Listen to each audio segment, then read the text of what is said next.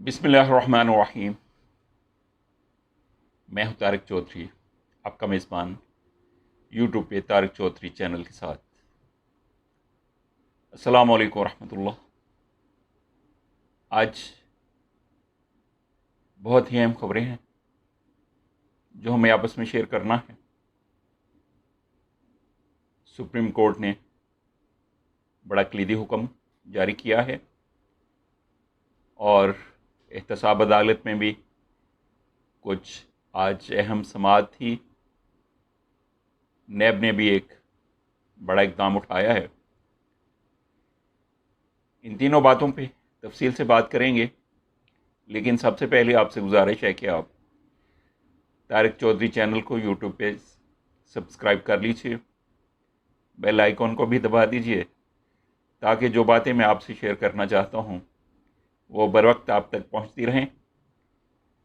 Video को आखिर तक देखते हुए लाइक भी कीजिएगा, शेयर भी कीजिएगा और अपनी आरा और कमेंट से हमेशा की तरह आगाह करते रहिएगा। तो चलते हैं। सबसे पहले सुप्रीम कोर्ट ऑफ पाकिस्तान के उस हुक्म की तरफ जिसके ज़रिए उसने पेशावर हाई कोर्ट के उस हुक्म को सस्पेंड कर दिया है जिसमें फ़ौजी अदालतों से सज़ा याफ्ता 196 मुजरमों को रिहा करने का हुक्म दिया गया था। जस्टिस मुशीर आलम की सरबराही में कायम सुप्रीम कोर्ट के 3 रुकनी बेंच ने इस इंतहाई अहम मुकदमे की समाअत के बाद ये हुक्म जारी किया।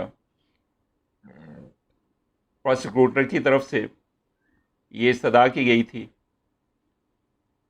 कि इस हुक्म को मुअत्तल किया जाए। एडिशनल अटॉर्नी जनरल की तरफ से, जिस पर काजी अमीन ने रिमार्क्स देते हुए कहा कि फ़ौजी अदालतों से ट्रायल के बाद ही मुजरिमों को सज़ा हुई थी और हर केस के शवाहिद और हक़ाइक़ अपने ही होते हैं। सुप्रीम कोर्ट ने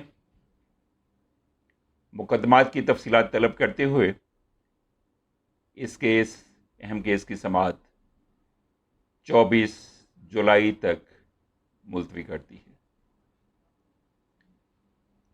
इन मुजरमों में बड़े हाई प्रोफाइल मुजरम शामिल हैं जिन्होंने दहशत गर्दाई की बड़ी बड़ी वारदातें की थी। बड़ी मुश्किल से इन्हें अरेस्ट किया गया था। फिर फ़ौजी अदालतों ने इन्हें समाअतों के बाद, इन्हें सुनने के बाद इन्हें सज़ाएं सुनाई थी। फिर ये केस पेशावर हाई कोर्ट में आया। वहाँ से इन्हें रिहाई के ऑर्डर्स मिल गए। तो इसके ख़िलाफ़ सुप्रीम कोर्ट में जब अपील हुई तो आज ये फ़ैसला, जो बड़ा कलीदी फ़ैसला है कि इन 196 मुजरमों को अभी रिहा नहीं किया जाएगा। इनके केसेस की तफसीलात और केस टू केस देखी जाएंगी और फिर इसके हवाले से कोई कदम उठाया जाएगा। और इस तरह से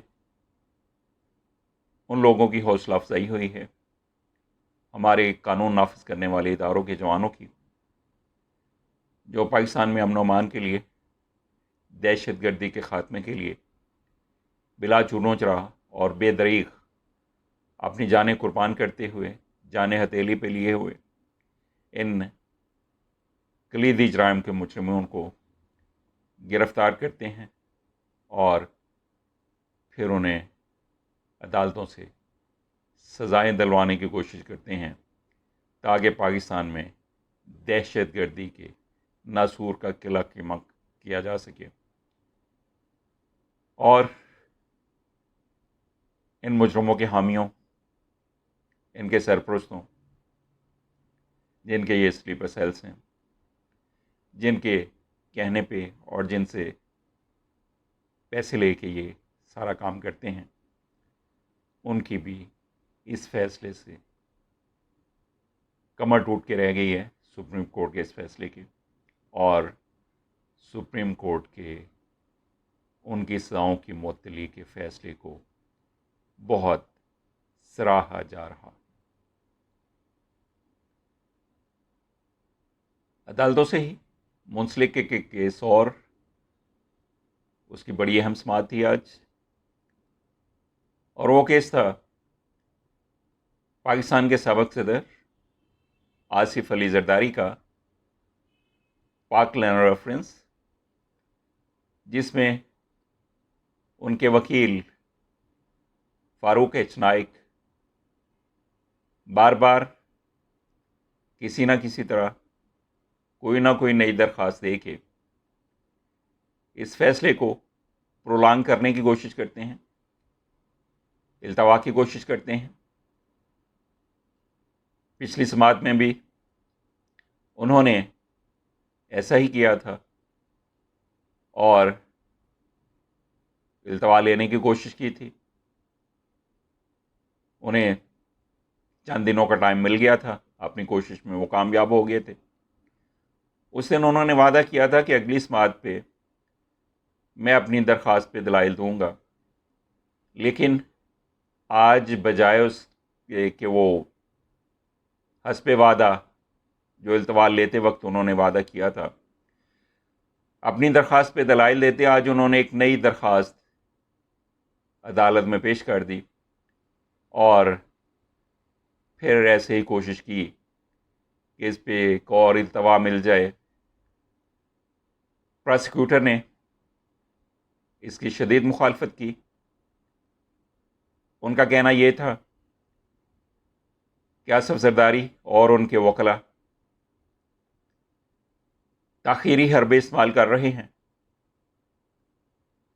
لہٰذا ان کے ان تاخیری حربوں کو کسی صورت بھی کامیاب نہیں ہونے دینا چاہیے۔ انہوں نے عدالت سے استدعا کی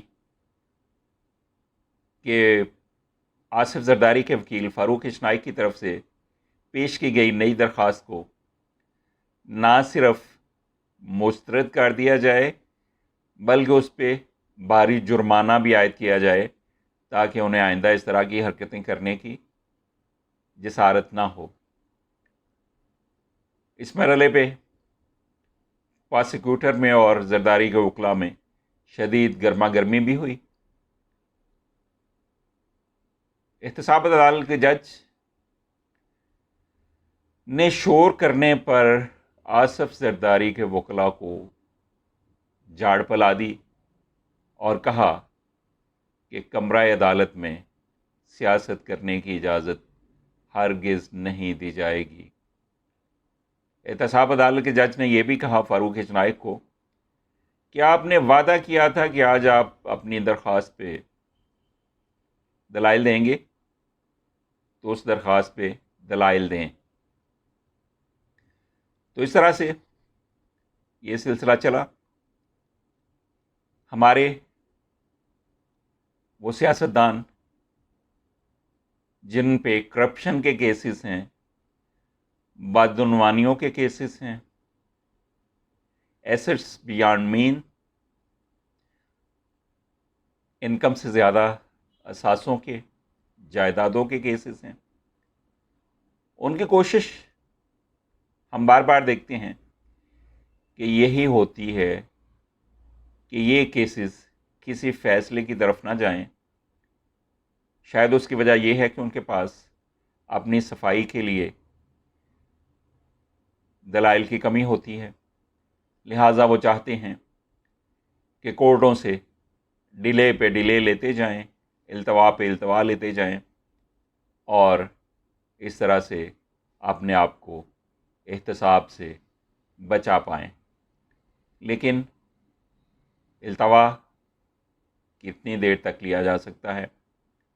بہرحال آج کی ان کی یہ کوشش کسی بھی طرح کامیاب نہیں ہو پائی. آج ہی نیب نے ایک بڑا اہم اقدام اٹھایا ہے اور نون لیگ کے سابق وزیر اعظم پاکستان شاہد خاقان کے اثاثے اور جائیدادیں منجمد کرنے کا فیصلہ کیا ہے. ان کی ساری جائیدادیں اور اثاثے فریز کر دی گئی ہیں.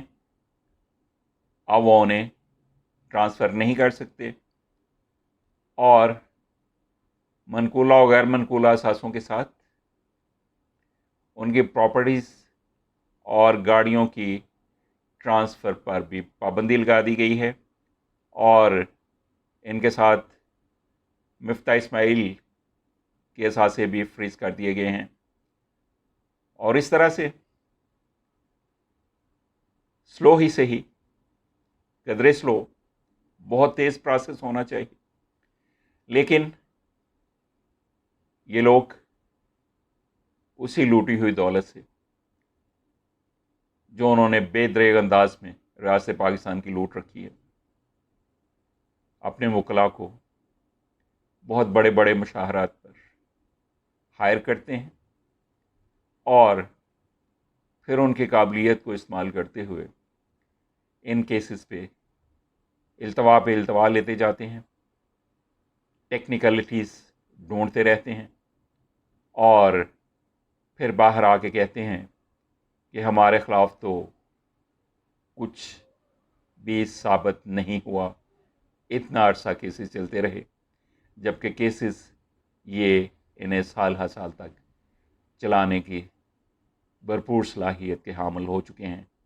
انہیں اندازہ ہو چکا ہے کرپشن کر کر کے کیسز بھگت کے بار بار کہ کس طرح سے ان کیسز کو پرولانگ کیا جا سکتا ہے اور پھر کوئی ایسا موقع آتا ہے کہ ان کی اپنی کوئی حامی حکومت آ جاتی ہے، مکمکہ اپوزیشن اور گورنمنٹس آ جاتی ہیں، تو پھر یہ کیسز واپس لے لیے جاتے ہیں اور اس طرح سے پھر یہ عوام کے سامنے آ کے سینہ ٹھونک کے یہ دعویٰ کرتے ہیں کہ ہمارے خلاف تو کچھ بھی ثابت نہیں ہوا.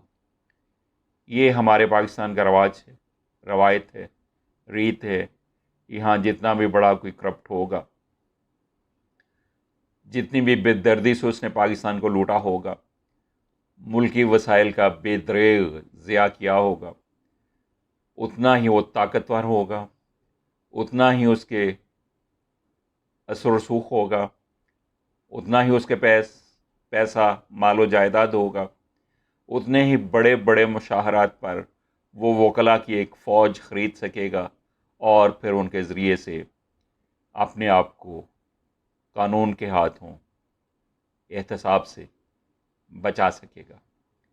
اس طرح کی کیفیات ہیں، لیکن یہ جنگ جاری ہے اور یہ پہلا موقع ہے کافی عرصے کے بعد کہ پاکستان کے جوغادری سیاستدان جنہوں نے شیر مادر سمجھ کے ملک کو لوٹا، وہ اگرچہ انہیں سزائیں نہیں مل رہی، اگرچہ ان سے لوٹی ہوئی دولت واپس نہیں نکالی جا سکی ابھی تک، لیکن ابھی تک وہ خود کو بچانے میں بھی کامیاب نہیں ہو پائے اور بار بار انہیں عدالتوں کی پیشیاں بھگتنی پڑ رہی ہیں.